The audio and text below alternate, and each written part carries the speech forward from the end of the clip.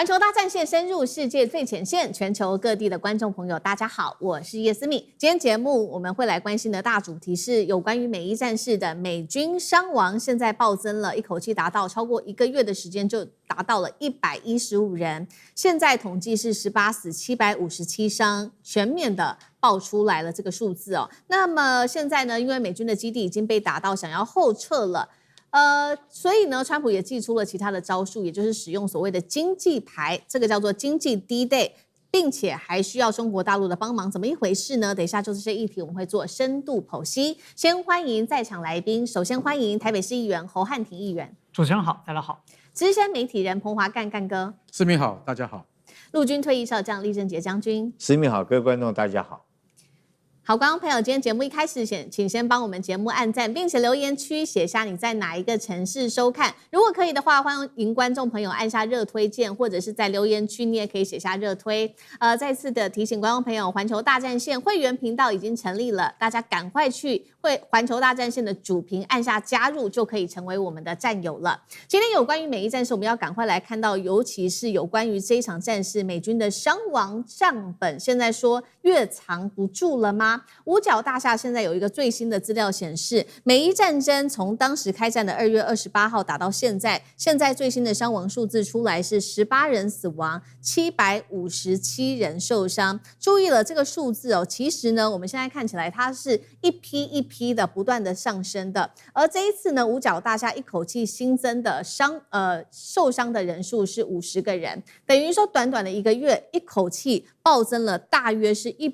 115个人受伤，这是突然间一次性的爆出来的一个数字。而且有关于伤亡数字其实一直都争议不断，因为我们还记得吗？当时在7月份的时候，五角大厦突然间把4名的死亡的官兵从当时的这个统计数字当中给移除哦，那么还有数十名的伤兵也跟着消失，把它列为在海外行动，也就是另增了一个栏位，让它不会看起来数字这么的难看。外界质疑官方统计到底完不完整，所以说也就是因为此哦，大家也在看说，新增的这个数字到底是真的还是假的，还是根本就不只是这样的一个数字。CNN 也特别指出了，美军伤亡往往都不是在第一个时间公布，而是分批来进行。7月份，这个美方也承认了，伊朗的新一波攻击造成100人受伤，但是这个时候的数十人的数字没有被列入考量当中，所以这个到底757人是不是最后的数字呢？大家也在质疑哦。尤其伊朗的攻击范围，我们这几天报了非常多，不断的扩大到了波湾许多个地区的国家，横跨像是巴林、伊拉克，甚至是以色列、约旦、科威特、沙烏地阿拉伯、阿联等等。伤亡数字持续的增加，有关于这些数字有没有可能是美军要刻意淡化有关于战争的这个数字？请教汉廷怎么看？7月26号，美国国防部呢在国防伤亡分析系统的网站添加了一个网页，叫做海外行动伤亡数字，把7月7号以来新一轮的伤亡名单单独列出，不计入以前史诗怒火行动。就如果我们只看史诗怒火的那一栏，伤亡数看起来没那么多。而且呢，在美国伤亡分析系统曾经有4名死亡人员和数十名的受伤人员从统计中消失后又恢复。那五角大厦解释是临时的数据中断。那也因此，媒体和议员都质疑，是不是你要掩盖一些伤亡？而且后来呢，美国的中央司令部他也不再向媒体记者提供美军伤亡的最新情况了那官方说这是为了安全需要，所以外界是没有办法实时追踪，只能够等待批量的更新。所以757是最终的数字吗？大概不是，真实的伤亡人数根据 CNN 还有呢 Intercept 的估计已经超过900多人。那因为伊朗的打击也非常广大，美军的伤亡分布在巴林、伊拉克、以色列、约旦、科威特等一大堆的国家，所以这些广泛的分布很可能漏报的几率就很大。但是呢，为什么需要去做拆表？如果我们从政治上面来分析就为什么要在7月26号拆分开来？而且就是在史诗怒火结束之后，被这个川普来这样搞，因为我们要看时间点。5月5号，川普宣布史诗怒火行动结束了。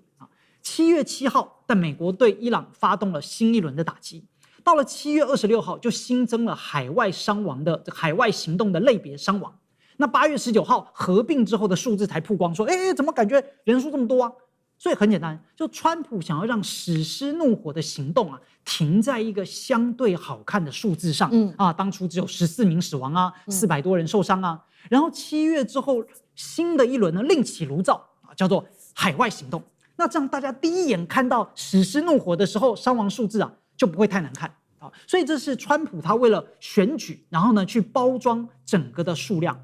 可是如果我们纯粹从战争的层次上来看美军如果到现在应该要讲说，相较于伊朗只有700多人伤亡对，伊朗在第一年3月份的时候公布了就多少人呢？就已经有超过2万人的1500多人的死亡，2万人的受伤，而且当中呢大量是平民，甚至还有数百名的儿童。也别忘了，就从一开始最早的时候是打击到了女子学校，是在上课时段有165名学校的孩童直接罹难身亡。那也才引发了全世界的关注。怎么你美国、以色列打击伊朗，那不是去打击军事目的，不是去打击军事设施，你是无差别轰炸，然后导致大量的无辜平民跟孩童伤亡。后续呢，又去袭击了伊朗的什么体育馆啦，然后呢，这个运动设施啦，大量的学校、医院、医护人员，然后大量死亡，300万人流离失所，50万人无家可归。这还是伊朗在今年3月份的统计，而后续更新的呢，肯定死伤更加的惨重。所以如果我们要说，哎呀，你看这个美国死伤了好多人好可怜但大部分他们都是军人。可是真正伊朗被打击到的、罹难的，那都是无辜的平民百姓。好，这场战争很不幸的造成美伊双方有非常多的死伤数字。那有关于美军的这个伤亡数字，现在有说法，就是我们刚刚看到的，是不是就是美军特意去掩盖这个数字的事实，不让它一次性的披露出来呢？那另外一方面，我们也来真正来关心到是有关于美军的基地因为在这场美伊战事当中，其实美军基地部署在那边数十年的时间，但是在这一场战事当中，几乎都被无差别的攻击到了，所以美军也现在在计划，是不是来自于华盛顿邮报的报道，是不是要重新评估战后之后呢，美军在波斯湾的部署这也会影响到的是美军霸权在这边的影响力。那他们现在有一些计划，一共是3点。第一点是说，干脆呢，美军在波湾的军事存在就让它缩小好了，那也不要再按照原本规划那样大规模的重建，这是第一个。第二个，基地直接往西移，可能移到的地点包括了以色列、约旦、沙烏地阿拉伯的红海沿岸。第三个，干脆就直接把它关闭，就是说，如果是在伊朗的射程之内的基地，干脆就直接把它关闭好了。但是现在要注意到的事情是说，如果你是怕被伊朗攻击的话，怕是在它的射程之内被它攻击的话，那你就把它关闭的话，那恐怕有很大的这个问题。因为呢，其实我们看到伊朗它的远程打击可以到非常远的地方，甚至在今年的7月份，约旦的空军基地都遭到伊朗的飞弹攻击，当时还造成3名美军死亡跟数十人受伤这样的一个惨剧那再来就是说，要不要移开在波湾地区的美军基地，很关键的原因是因为美军在这边控制了数十年的时间，早就建立了一张很完整的基地网。如果它离伊朗近的话，它的反应速度当然是最快的。但是如果移太近的话，我们看到如果在伊朗的附近，又会成为箭靶。现在让美军真的是非常的为难。厉将军怎么看？其实我一直观察这次美伊的战争我如果说是美国现在真的有这种规划，准备要军队要选择撤离这个波斯湾来讲的话，我认为就伊朗来讲，他不但获得战争胜利的初期战果，也获得他扩张的战果。那现在更获得他战略追击的战果都获得了因为伊朗来讲，初期来讲，他可能要保住他的政权，要保住他继续能够发展他的核武器、核设施然后之后来讲，美伊开战之后，他的获得战果就是荷姆兹海峡，他的话语权掌控在他。那现在来讲的话，我讲他战略追击的战果就是让美军整个撤离波斯湾。但是你要知道，这个从历史来看，美军为什么会在波斯湾？当初不就是因为美国自己的贪婪跟自己的霸权嘛？他认为说是我控制了整个波斯湾这一块的土地，产有非常丰富的这种油源哈，所以他必须要驻军在这个地方，主要是掌握这个地方的油源。那你看，但是那个年代，他的武器装备哈，确实是远胜于中东所有的国家，甚至于那个时候他跟伊朗还有很好的交情，也就是巴勒维国王时代。可是他那时候武器跟现在武器确实有这个时空上面很大的差别。我们看一下美军的第5舰队司令部所在的位置是在哪里？它在巴林哈，巴林也就是整个波斯湾中间的一个岛，在那个地方。他如果说海军第5舰队控制在这个地方，那等于说北边啊，包括到伊朗，左边科威特，后边沙特，右边来讲阿联酋，右边来讲阿联酋哈，或者是这个阿曼来讲，这些国家都是在他的武力的这种打击的范围之内。所以这些国家哈，讲好听一点，美军在保护这些国家；讲难听一点，他就是我军队就摆在这个地方，你们必须所有人都要听我话，就像一个流氓啊，住在你家客厅里面哈，那就住在你家客厅里面啊，包括你的卧室、你的厨房什么东西来讲，你都必须要听他的，不然的话，你听他的，他说我保护你；你不听他的，他就打你。但是没想到这场战争，因为武器装备的射程的远大哈，包括到伊朗这次我们看到他用的导弹或者是无人机，射程动辄这个远的话到1-2千公里，无人机打击的范围也400-500公里，几乎美军在这个地方所有的基地都是在伊朗的打击范围之内。但你说，尤其是现在来讲，我们看到美军在波安啊，不管是巴林或科威特，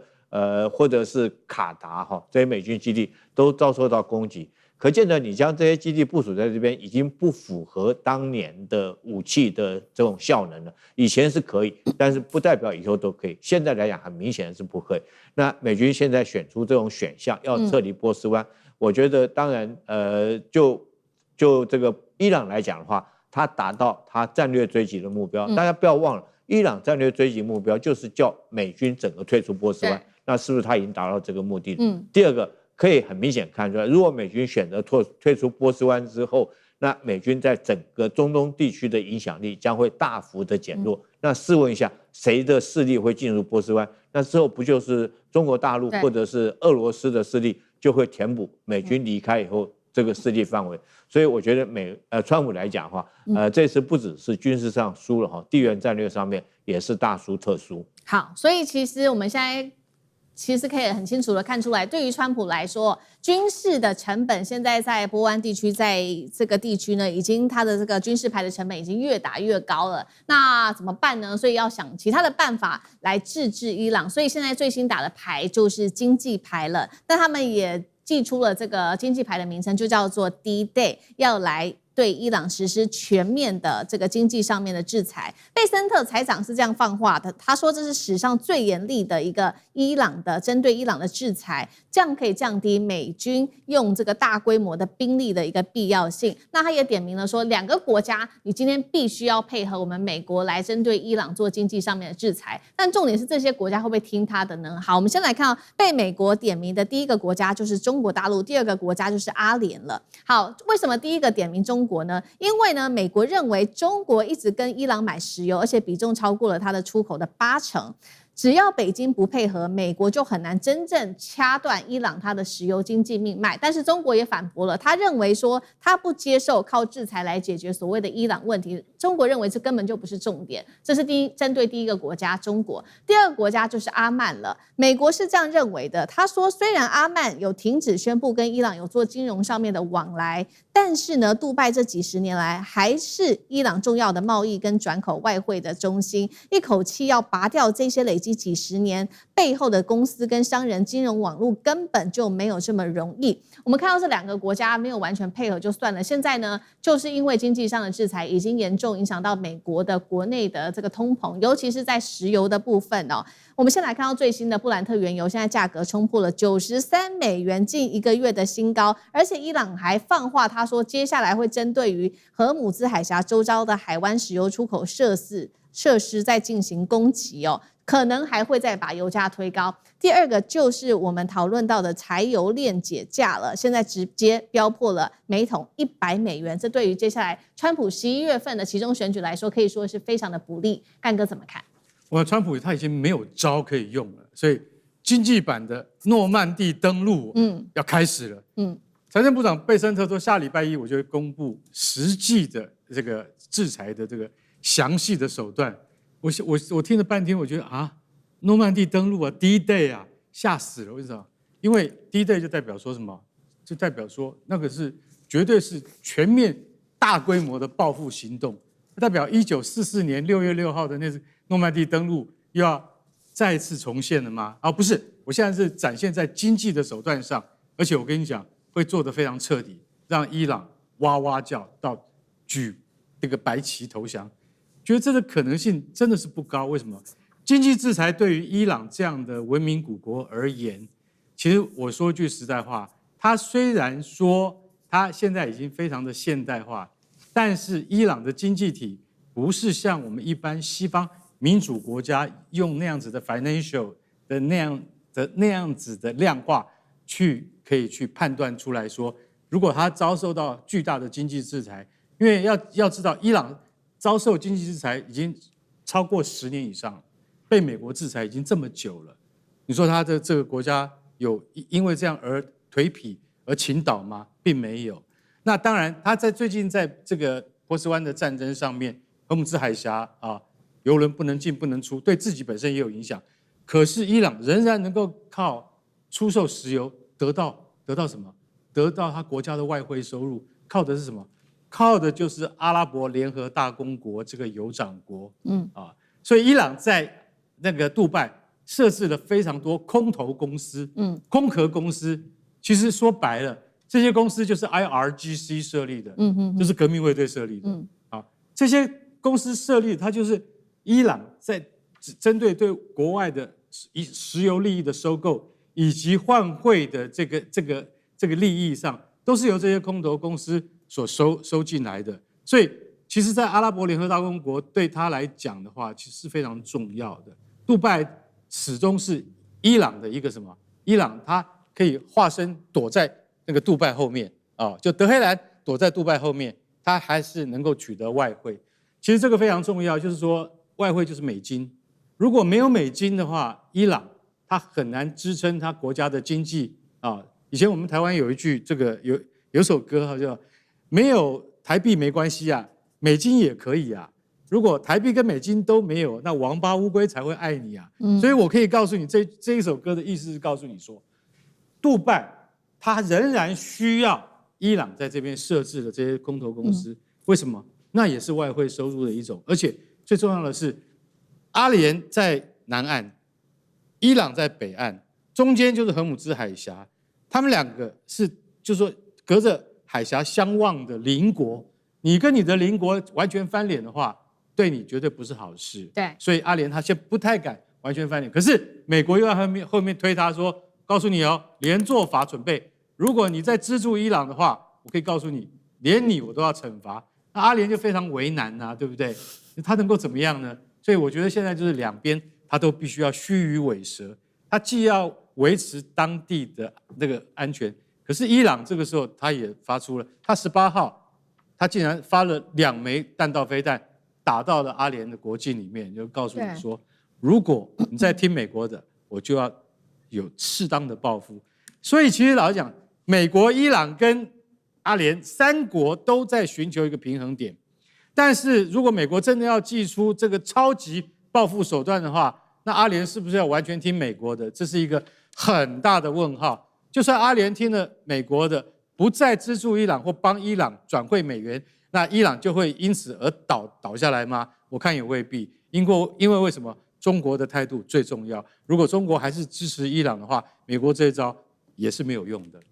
好，谢谢干哥。那我们休息一下，马上回来。观众朋友们，我们要开会员频道啦！因应呢美中、中东还有印太的乱局，你看到的是新闻，我们看到的是背后谁在操控这个世界。加入会员可以取得独家视角的通行证，你将优先取得更深的观点判读，包括了核心真相分析、历史脉络拆解、局势推演逻辑。同时解锁会员勋章、优先互动权、问题解析、幕后花絮，支持我们制作高品质的影片。点击下方的加入键，一起成为战友吧！我们会员频道见。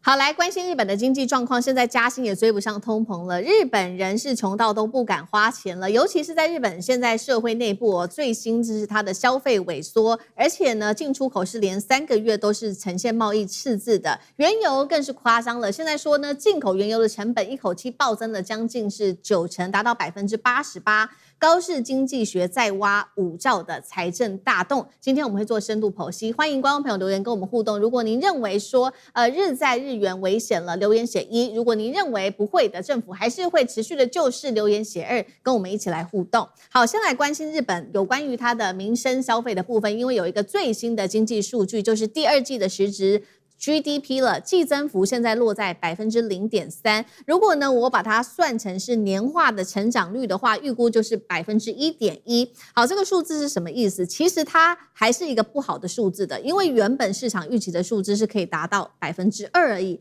它现在其实只有1半哦。而且具体数据也显示，第2季有关于日本的民间消费，现在还是仍然呈现持续的下滑。原因是什么呢？因为现在日本人根本就不花钱。他们虽然说在这几年薪资上有微幅的调整，有一些的上涨，但是钱感觉要买东西已经变得越来越不值钱了。而追究真正的原因，就是因为日币贬值跟刚刚我们提到的能源价格持续上涨，也会导致一般的民间生活消费成本狂飙，这当中涉及到我们常常用的东西，像是食品、电价、汽油、保险、社会保障的负担都会增加。而且注意到了，接下来可能日本的央行为了要救日元会升息如果升息的话，就会导致房贷跟利率持续的往上涨。问题到底有多严重呢？有关于民生消费的部分，我们来看到实际的数据，7月份日元计价的进口价格呢，已经大涨了将近30%，生产者物价的价格年增幅7%，尤其是服务业现在呢调涨它的售价，你要去吃东西或者是有其他的民生消费，这个一直不断的涨价，创下了12年来最快的一个速度。现在超过95%的民众都认为说物价显著的上涨，60%的人认为说，经济还是会持续的恶化。50%的人认为说1年之后一定还会更糟。好，所以节目一开始先请教汉庭怎么看？刚刚说了嘛，日本近几年虽然有一些微幅的调薪，但是大家还是感觉说这个钱越来越不值钱了，尤其是追不上现在非常严重的通膨问题嘛。汉庭怎么看？没错，日本现在虽然加薪是真的，但是不敢花钱也是真的，因为加薪跑输了通货膨胀。我们先实地看数字，在2026年日本春天最后的一个劳资谈判，平均加薪5.01%这是非常高的。那基本上工资加薪率3.5%，这是1989年以来日本非常罕见的。可是第2季度的民间消费呢，这边的数据都是在持续下滑当中为什么呢？当然就是因为物价端涨得更凶。我们实际看为什么加薪会更穷，实际上是有几个原因把多出来的钱都漏掉了。第一个，名义上涨了5%，但实际上呢，你的社保费率啦，然后或者你的年金、保险各种的费用合计也上调了0.8个百分点，所以实际上到手的薪资增幅大概只有1.8%到2% 之间。而且第二个是乍看之下很多，但是中小企业员工都被平均掉了。日本70%的劳动力都在中小企业就业，但他们的加薪呢是员工100到500人的中型企业加薪3.1%，100人以下的小企业加薪2.3%。所以我们说加5%它是一个平均值。但是70%的日本打工人的真实加薪根本是远低于这个数。再来第3，就是实际的工资呢，连续25个月也是同比下降。我们大家都知道嘛，就名目薪资跟实质薪资来看，其实它也是下降的。所以全国名义的工资虽然是涨了，但是因为 CPI 同时也在涨，所以换算下来，你的实质薪资呢还是在降的。再来最后一个原因就是日元的贬值，那再加上能源飙涨对，所以这边的数字都非常清楚。那日元贬值理论上应该是要利好出口可是这一次的日元贬值却割向的是普通人，因为我们任何进口的食品能源原材料全部都涨价，但是日本的粮食自给率又非常的低，能源又100%几乎都仰赖进口，所以这让所有的实质购买力对普通家庭来说是下跌的。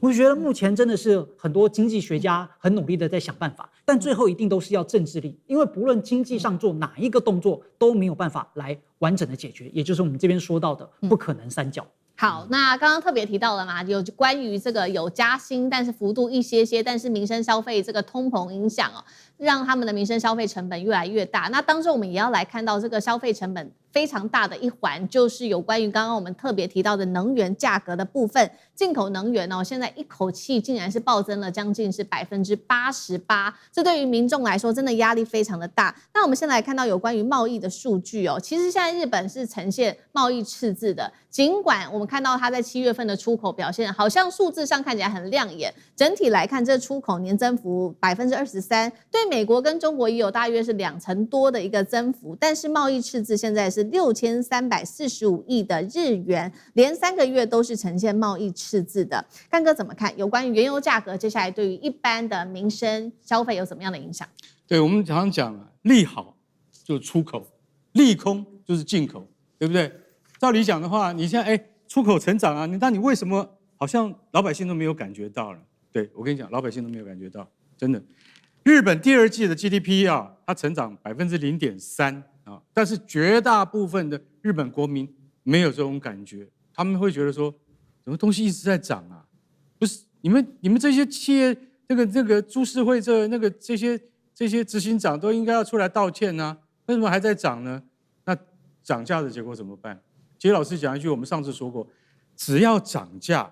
那企业就能够获利，企业一获利会发给员工更多的这个，就是说，比如说加薪呢，因为日本很久没有加薪了，最近这几年终于有加薪，这是好事。有了加薪以后，才会刺激消费力，对不对？现在不是加了薪也不会刺激消费能力，为什么？因为大家都觉得说，不行。他们的最大的口号是什么？大阪的这些主妇，他们的口号是说，要省一点啊。然后逢人又看到另外一个人又跟你讲说，要省一点啊。为什么？我跟你讲，我们现在哈，如果说我们到卖场去的话，通常的话，他们这个比如说1个礼拜，他们要买啊，就是假设是说是$500的那个牛肉的话，那他可能会改成怎么这样做？你知道？就是改成说1个礼拜我只吃$300的牛肉，那我们一口之家大概4口吧，300块大概1个礼拜也可以吃饱吧。以前500块吃的比较好，现在我们可以只吃300块。其实大部分的4口之家或3口之家的家庭，他们的想法都是这样。然后最好笑的就是说，现在网络上他们流传的是一个主妇跟另外一个主妇说，那个保鲜膜啊，用过以后，昨天用的，那今天这个已经吃完了，保鲜膜不要丢，要干嘛？洗干净了还可以再用。你有听说过这种事情吗？保鲜膜有再利用、再回收的吗？因为大家都知道那个叫什么有机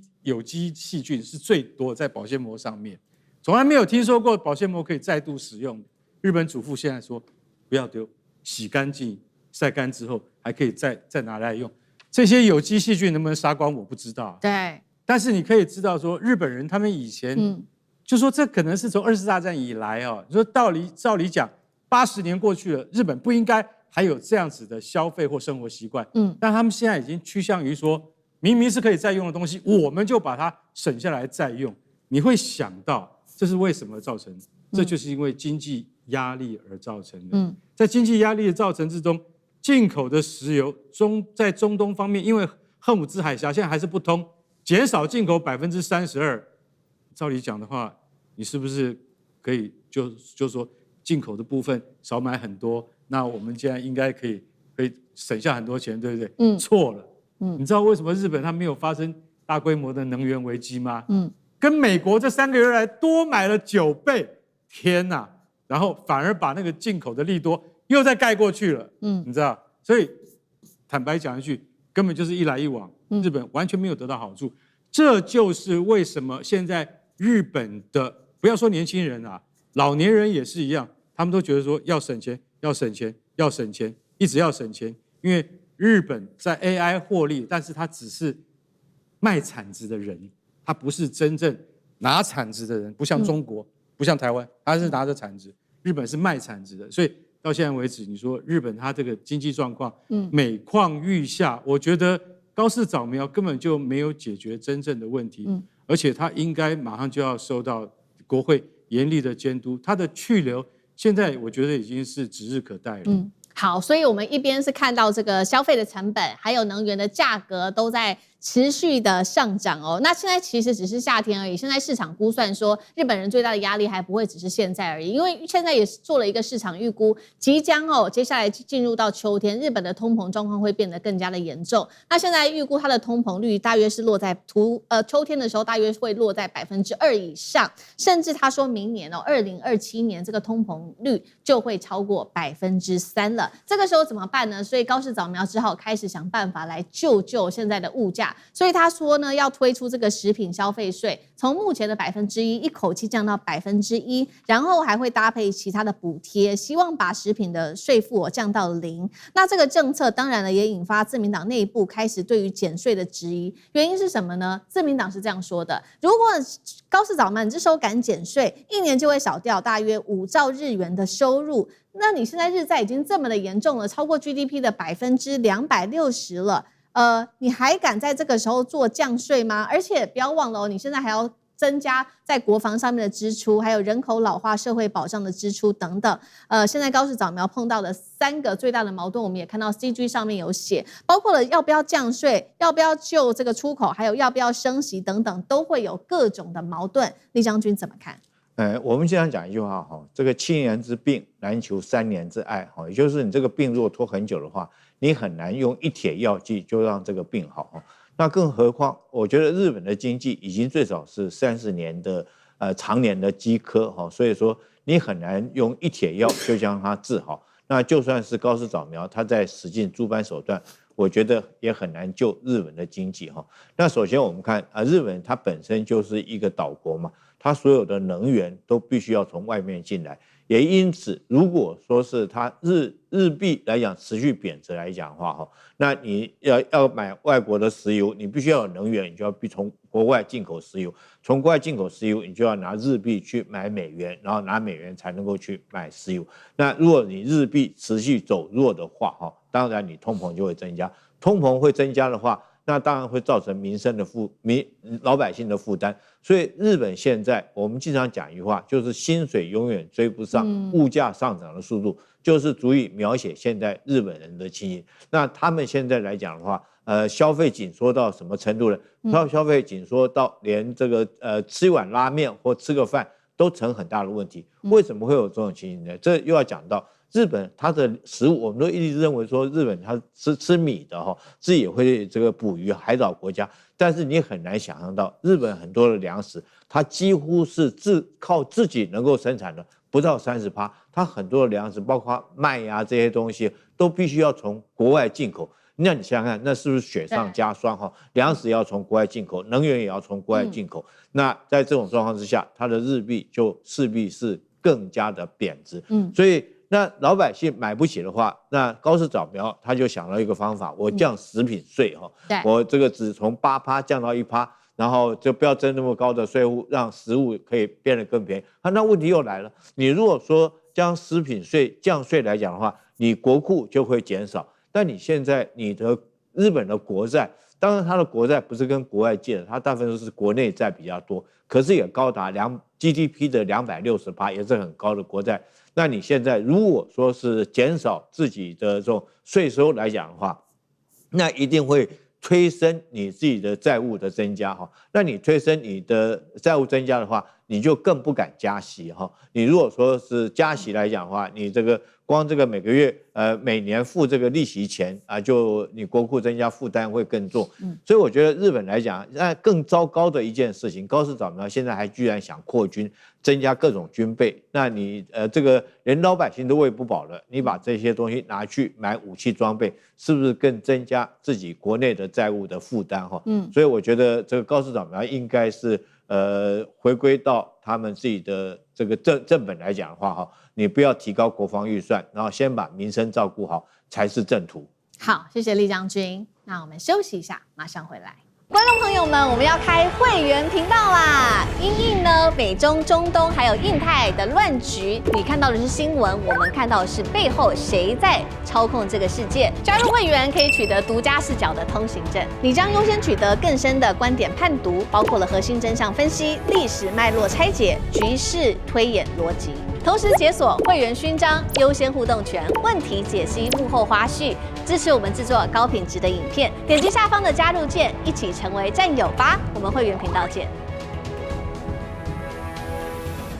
接下来我们看到中国大陆痛打巴拿马，尤其现在这个巴拿马可以说是祸不单行哦。内部它现在要面临到是圣婴现象导致的干旱，所以再次的限航。外部现在长江和记正式的对巴拿马这边提出了索赔，达到了15亿美元的金额。另外，光是上半年642艘船出逃，巴拿马航运再现危机吗？欢迎观众朋友留言，如果您认为确实是这样，留言写1；如果你认为不会，还有美国罩着留言写2，跟我们一起互动。巴拿马来看是不是踢到铁板了呢？因为原本巴拿马政府打算要撤掉这个长江和记在巴拿马2个港口的经营权，想要降低大陆的影响力，没想到巴拿马现在面临的压力可大了，包括来自于中国的反制、长江和记的求偿、运河的干旱跟航运的震撼4重压力哦。好，来看到最新消息，巴拿马运河管理局最新宣布，今年呢主要就是受到圣婴现象的影响，所以可以看到降雨量明显的减少，降雨量影响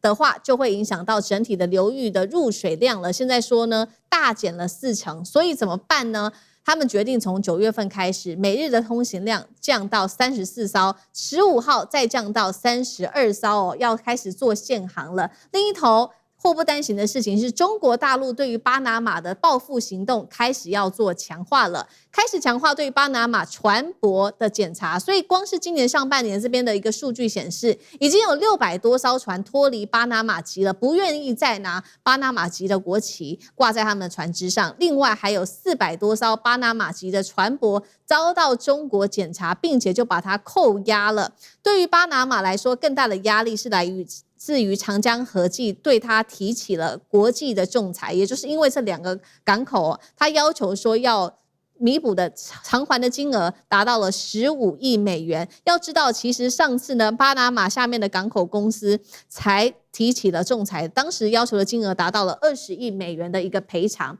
所以今天节目一开始，先请教立将军怎么看巴拿马这个时候呢撤了长江和记的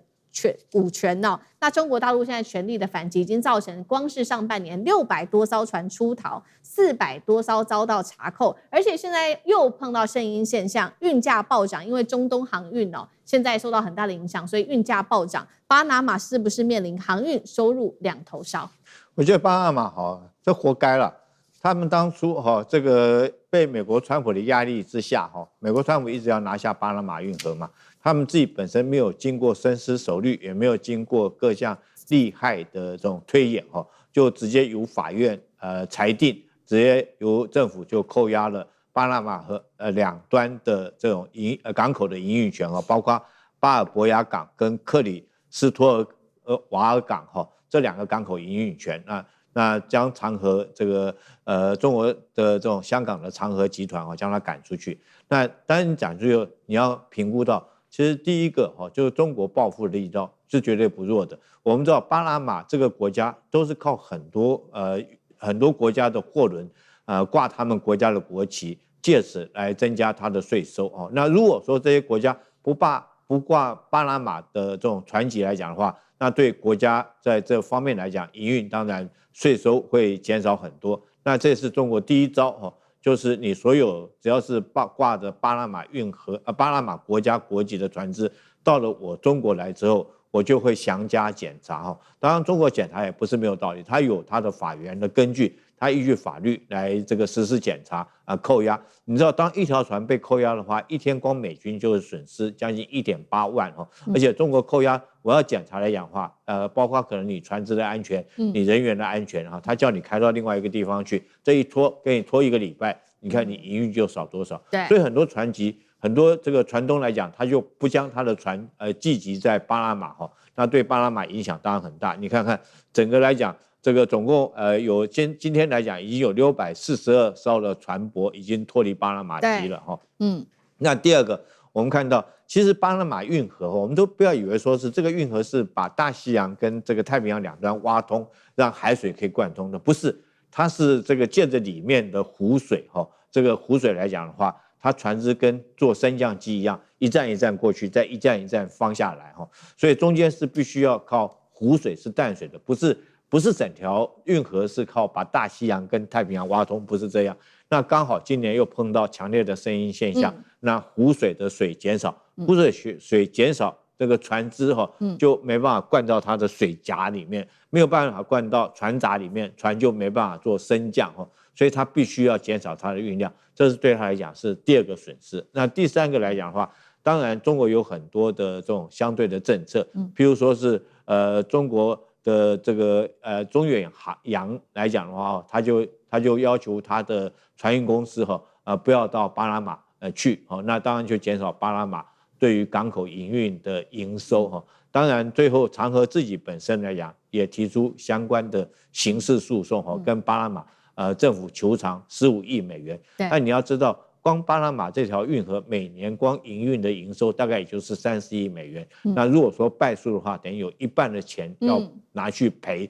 半年营运的钱都要去赔长和集团，对他来讲是得不偿失的。所以巴拿马当初在做这个决定之前，真的是没有经过深思熟虑。好，所以我们看到将军也特别提到了嘛，因为这个长和现在求偿30亿美元，等于它营收的一半，一部分是如果告成的话，确实巴拿马就是要付出这个经济上面的代价，这是第一个。第二个，他们现在非常担心的事情是，当初他们硬要拿这个长河下面的这2个港口货柜码头，结果现在呢，这2个码头找不到接手的人。这2个码头包括了第一个是巴尔博雅港，第二个是克里斯托瓦尔港，现在要开始招商，但是国际业者怎么敢去下标呢？因为他们都知道这背后有中美之间的角力，谁都不想要扯入这个当中的这个政治问题那汉庭又怎么看这2个问题？巴拿马活该这当初呢强行接管真的是土匪行径。在今年1月29号，巴拿马最高法院直接就裁定，你这个港口违宪，而且不得上诉。而且整个过程没有提前的通知，也没有协商，没有缓冲的交接，所有员工是被迫指定的当场离开岗位，然后没收他的全部资产，什么起重机、车辆、电脑系统，全部都被控制。长和在2021年的时候是合法合规续约25年本来是可以到2046年的，结果巴拿马突然说它违宪，然后呢，整个还有20多年的合约直接作废，也不赔钱。那现在呢，巴拿马就交给了2家公司，但这2家公司期限最长18个月，而这2家公司都说，我们只做临时的，长期也不考虑。为什么？因为谁接盘，谁就要面对非常长时间的法律追偿，还有大陆的外交压力，再加上全球航运网络的重新评估嘛，没有人敢接。第一个就法律风险，长和的仲裁还没结束这35亿的美元索赔正在进行当中。如果巴拿马败诉，那新的营运商的合法经营权也有问题。对，所以谁愿意拿真金白银几十亿去投资一个权属有争议的港口，对吧？大家又不是白痴。那在第二个就是政治风险因为这2个港口本身它就是巴拿马太平洋侧和大西洋侧的2侧出入口，是很重要的地缘战略的资产。所以巴拿马强行接管之后，那大陆当然是表达了严正的立场。那也因此，谁在这个事情上你去接盘，那也是冒着得罪大陆的风险，而且你就等于在中美之间选边站。你选美国，那大陆就不高兴；你选大陆，那美国也不高兴。不如干嘛呢？不要接干嘛做这个生意呢？而且第三就是当下的商业风险整个全球航运的网络已经开始逐渐绕开了巴拿马。目前大家经商商船呢挂旗都不是挂自己本国的旗，都是挂什么？就是挂叫方便旗。比如说，因为巴拿马它的注册费比较低，所以呢我就挂巴拿马的旗大家做生意比较方便。那巴拿马也因此长期就是靠这个注册费来收入你就拿着我的旗然后世界上做生意。但现在呢，因为中国大陆开始针对谁拿巴拿马的旗，我就查谁，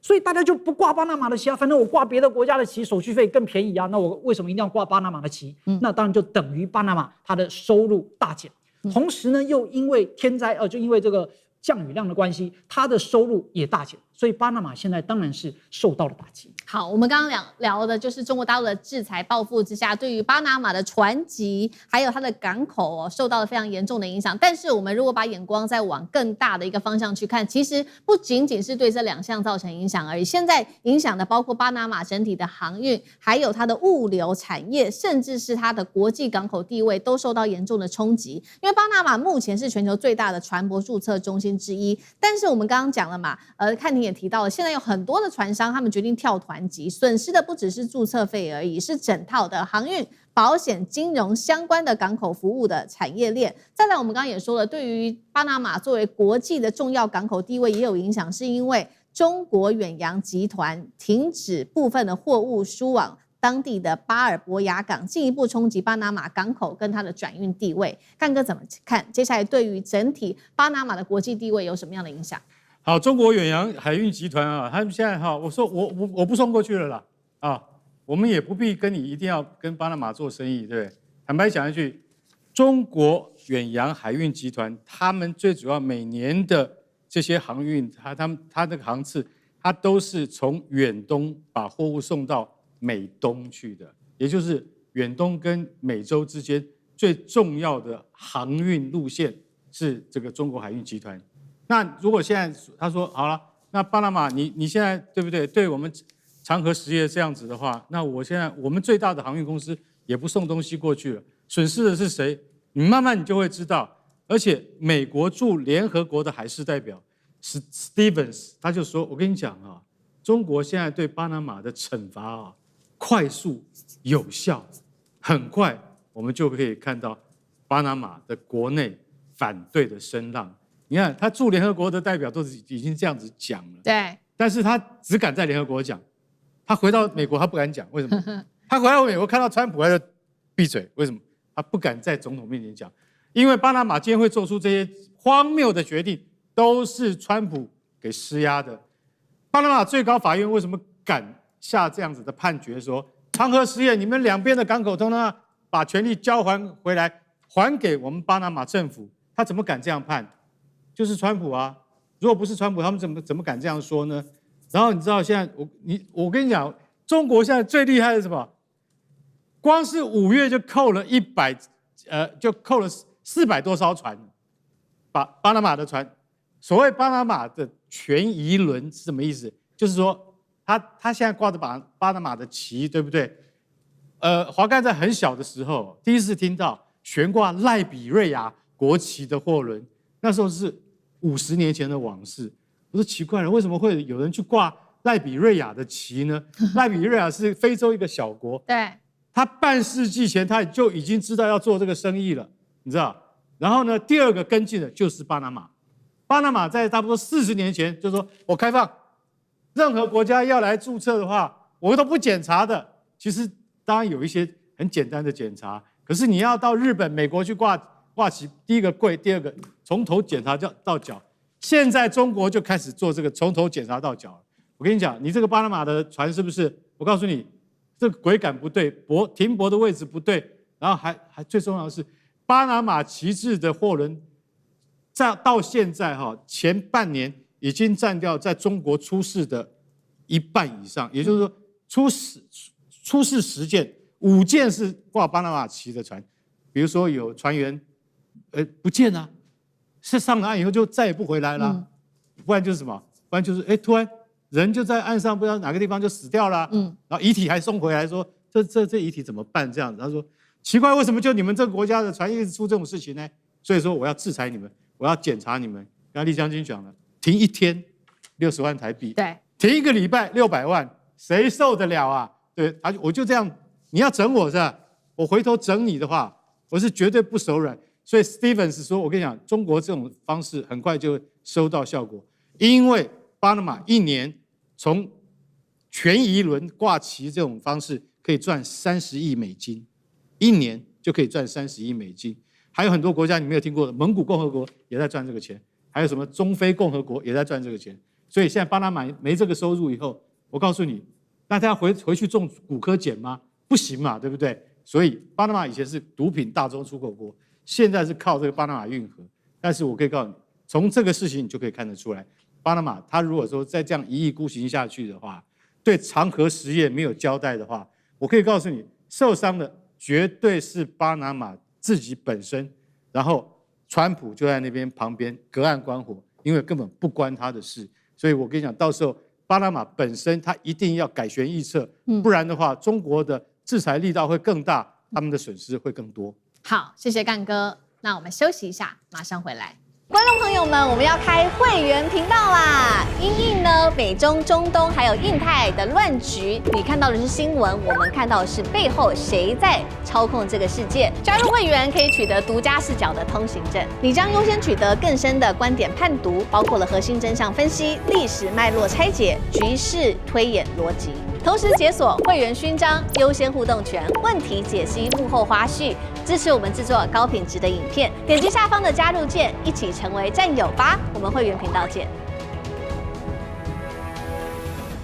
好，唐朝到底存不存在呢？今天我们的新单元要来特别聊一下史学哦，因为呢，现在呢，西方的阴谋论入侵了中国大陆。有人说呢，李白跟杜甫都应该是宋朝的人，因为根本就不存在所谓的唐朝，而且呢，340万件的文物根本不应该算数在内哦。到底怎么一回事？今天我们来做深度的剖析。好，这个中国网络最近出现的是这个比穿越剧还要更荒谬的一个历史革命吗？他们说了，唐朝根本就不存在，也就是说，从隋朝到唐朝的这个后面都是虚构的。所以呢，中国在汉朝之后就直接跳入了宋朝，200多年唐朝盛世都是假的，包括了李白啊、杜甫啊，都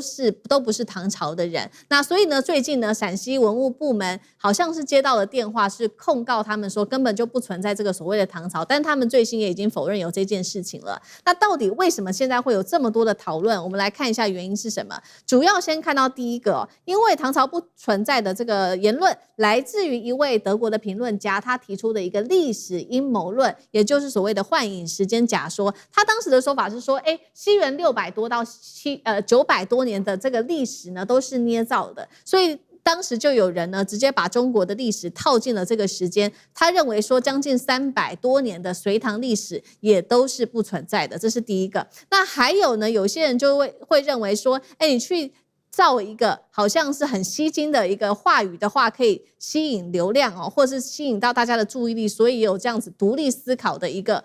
能力哦，所以变成一个讨论的热度。再来就是说，这个争议越大，当然呢，社群的留言啊，跟它的流量就会变得更大，所以也兴起了非常多的讨论。那这节目一开始先请教汉庭，到底怎么回事呢？唐朝不存在论现在在社群在网络上面大量的讨论哦，你怎么看？可怜呐！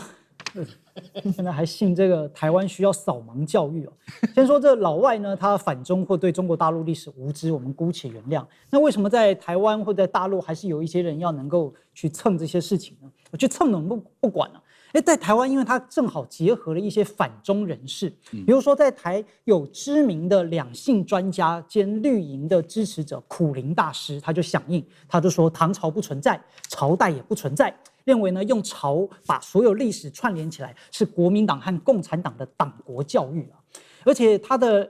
文章底下还有无数人追捧，认为讲得好。所以我不知道台湾是不是很多年没有落实义务教育了？真的，台湾需要扫盲教育。AI 时代如果不懂，大家可以问 AI， 对吧？你如果懒得问、懒得思考，只是盲从，这大概也是一种培养党的信徒的党的教育哦。首先呢，唐朝2个字不是国民党的近代发明，从5代、宋、明、清的文献一路都有。唐末出生的欧阳炯啊，他出生在896年，《全唐诗》里面就收录过他的作品，它里面直接有一句叫“唐朝历历多名士”。所以唐朝结束之后，那他已经活到了宋朝，他写的诗词已经直接写到了唐朝2个字。而且呢，在北宋的《太平广记》也有一句话，以兴复唐朝为名。所以唐朝结束之后，宋朝开始，许多的文献都已经直接写了唐朝的2字，这不可能是国民党穿越时空然后去改写的文献。在明清的许多小说呢，也都有，比如说《西游记》第7回啊，他说且待唐朝出圣僧啊，在《红楼梦》里面也有写唐朝韩愈咏芭蕉诗。到明清时期，唐朝、汉朝、宋朝这些朝代已经都是成熟的中文了。所以那些信口开河就说，哎呀，古代没有唐朝这种说法，没有唐朝概念的，就是不愿意查资料的白痴。而且朝代这个词更不可能是国民党发明的啊，因为北宋的古籍也已经有了朝代这2个字。所以如果有人硬要讲啊，朝代是中华民国以后为了创造中国正统叙事而发明的，那国民党多神呢？他是要穿越到明朝，穿越到宋朝去修改历史文献嘛？所以简单来说，现在这些人呢，他们为了要反中，要破除中国的概念，要破除朝代的概念，就去迎合西方这种虚假叙事，说没有唐朝，只有唐帝国；没有清朝，只有清帝国。那请问，如果依照你的讲法，因为唐太宗自己没有说我叫唐朝，那唐朝他自己也没有说自己叫唐帝国啊，清朝也没有说自己叫帝国啊，帝国也是西方的用法。那为什么朝代你不能用，然后帝国你就要用？所以简单来说，就这些都是一些不读书的文盲跟白痴。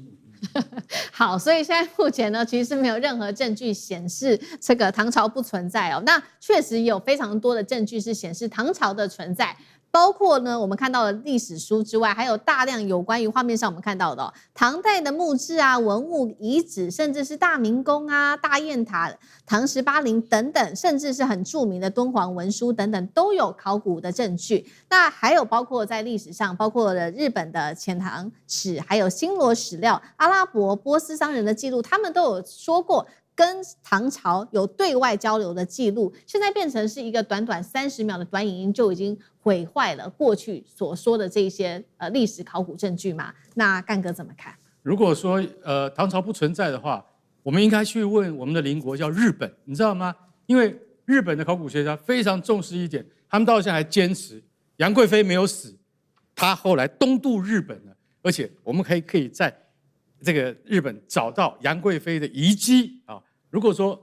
唐朝不存在，那就没有杨贵妃，没有杨贵妃，那日本这段历史也是假的，日本也跟着作假，是这样吗？好，这个网红叫做乔宇，他在今年4月，乔宇这个网红我们不认识他，但我们知道他用非常短的影音，然后用非常耸动的标题，也就是一般我们所谓的标题党就对了啦，先用标题下去了，然后马上就吸引很多流量过来。然后他们是针对那些对现状不满，然后呢，认为说这些历史都是你们上一代或前一辈的人硬加诸在我们这一代的人身上，所以说对于现状不满，或者是说想要违抗原来你认知的史料史实。可是我今天要这样讲，你可以去质疑很多历史，但你不能不读书，你不能不做学问。如果照这样子讲的话，宋朝有800年，因为乔宇的他的论点是说没有唐朝了，光是宋朝就有800年了。那你要把赵匡胤的生辰再提高300-400年，因为宋朝是赵匡胤宋太祖赵匡胤建立起来的。那你要提出这样的论证，你如果提不出这样的论证，那我来告诉你好了。唐朝从618年到907年，总共289年的历史。唐朝是推翻了谁呢？推翻了隋朝而来的隋炀帝。隋炀帝是怎么来的？是杀了隋文帝他爸爸他杀了爸爸叫杨坚，他自己本身叫杨广，然后他还杀了他哥哥叫杨勇，才会有隋炀帝这个人。那你现在要推翻这一段，你要解释隋朝是什么？隋朝之前又是什么？隋朝之前叫什么？叫什么？说出来看看。乔宇，你知道吗？隋唐宋元明清。那在隋朝之前的话，就是南北朝，魏晋南北朝，这都是一脉相承的。如果说唐朝不存在的话，那杨贵妃也不存在武后也不存在，安史之乱也不存在。你要推翻的东西太多了，就像刚才思明讲的，有唐18陵，有敦煌文书，有这么多东西可以支撑你。你可以随随便便讲说唐朝不存在。他有讲一个，这个网红乔宇有讲到一个重点，就是说，他说唐朝的开国皇帝叫李渊唐高祖，然后他的儿子叫唐太宗李世民，然后他们是什么？是鲜卑人鲜卑人怎么可能来当中国的皇帝呢？对不起，他们叫做关陇集团。关陇集团是什么？是在当时中国北方少数民族里面的贵族，他们早就汉化了。你到底有没有读到这些历史？如果你没有读到这些历史的话，回去多读书，再来讲唐朝不存在。我跟你讲啊，唐朝不存在这种完全是一种要点击蹭流量的一种行为，你知道吗？而中国现在就有很多这样网络上的这样的行为。不过我也要讲一个特别的，就是说像2年前华盛顿号被原子弹被这个伊朗打烂了，那也是标题党，因为没有这件事情。中国现在对于言论这方面啊，我觉得应该要加紧去审查。为什么？像这样子的悖论，这种悖论不可以再让它存在下去。为什么？这连自己的历史都不承认，然后推翻自己的历史，这个还叫中国人吗？这还叫中华民族吗？这是民族的败类。好，所以我们现在看到是不是越怪的流量、越怪的言论越能博取流量，甚至吸引大家的眼睛呢？因为另外一个事情吸引大家的目光呢，就是这部奇片了，叫做《牛来》。好，《牛来》的制作呢，它很有趣哦，它的制作非常的粗糙，人物很僵硬，导演就是信宇萌一个人，他身兼编剧、配音等等多项工作，而且没有任何的人工智慧来做辅助哦。上映9天，当时的票房是7000多元人民币而已，全中国只有200多人购票，但是现在却爆红，原因是大家觉得说，它实在是太有趣了，真的能够这么的粗糙。厉将军怎么看？这部电影确实是很粗糙，而且剧情也没有什么了不起，这个画面也没有很精致哈。那主要是这部动画电影主要是一对母子，你不要看它是用手画出来的，它不是 AI 制作的。他们花了多少时间？花了5年哈。这个妈妈为了帮助她儿子1元动画电影的梦哈，协助他做了这部电影。那这部电影这个其实剧情来讲也平淡无奇了，就描写一只小牛哈跟着他妈妈，然后在这个迁徙的过程中做了一个梦。然后梦里面他遇到一个他的好朋友，一只花豹这个叫做豹拉豹拉保护他们整个牛群迁徙的故事。后来这只小